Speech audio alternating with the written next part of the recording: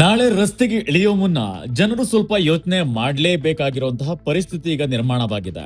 ಅದರಲ್ಲೂ ನೀವು ಓಲಾ, ಊಬರ್, ರ್ಯಾಪಿಡೋನ ನಂಬ್ಕೊಂಡು ಎಲ್ಲಾದ್ರೂ ಹೊರಗಡೆ ಹೋಗ್ತೀನಂದ್ರೆ ಸಂಕಷ್ಟಕ್ಕೆ ಸಿಲುಕೋ ಸಾಧ್ಯತೆ ಇದೆ.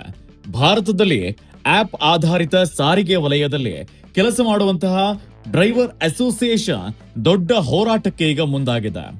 ಓಲಾ, ಊಬರ್ ಮತ್ತು ರ್ಯಾಪಿಡೋದಂತಹ ಕಂಪನಿಗಳಲ್ಲಿ ಕೆಲಸ ಮಾಡುವ ಗಿಗ್ ಕಾರ್ಮಿಕರ ಸಂಘಟನೆಗಳು ಫೆಬ್ರವರಿ 7, 2026 ಶನಿವಾರ ರಾಷ್ಟ್ರವ್ಯಾಪಿ ಮುಷ್ಕರವನ್ನ ಘೋಷಿಸಿದೆ.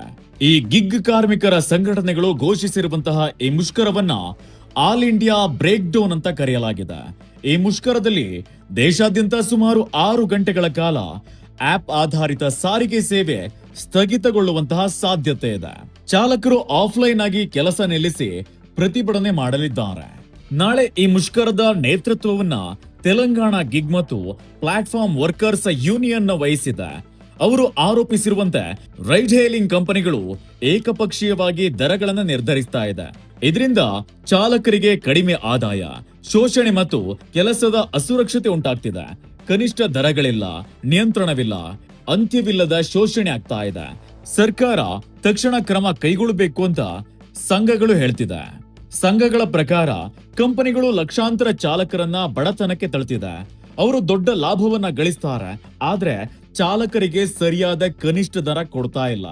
ಮುಷ್ಕರ ಘೋಷಿಸಿದ ಸಂಘಗಳು ದೇಶಾದ್ಯಂತ ಅಪ್ಲಿಕೇಶನ್ ಆಧಾರಿತ ಸಾರಿಗೆ ಕಾರ್ಮಿಕರು ಫೆಬ್ರವರಿ 7 ಕೆಲಸ ಸ್ಥಗಿತಗೊಳಿಸುತ್ತಾರೆ ಅಂತ ಹೇಳಿದೆ.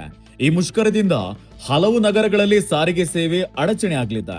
ನಿರೀಕ್ಷಿತವಾಗಿ ಬೆಳಿಗ್ಗೆಯಿಂದ ಮಧ್ಯಾಹ್ನದವರೆಗೆ ಸೇವೆ ಸ್ಥಗಿತಗೊಳ್ಳಲಿದೆ. ಹೀಗಾಗಿ ನಾಳೆ ಓಲಾ, ಊಬರ್, ರ್ಯಾಪಿಡೋ ನಂಬಿ ಬೀದಿಗಿಳಿಯುವ ಜನರು ಹುಷಾರಾಗಿರಿ.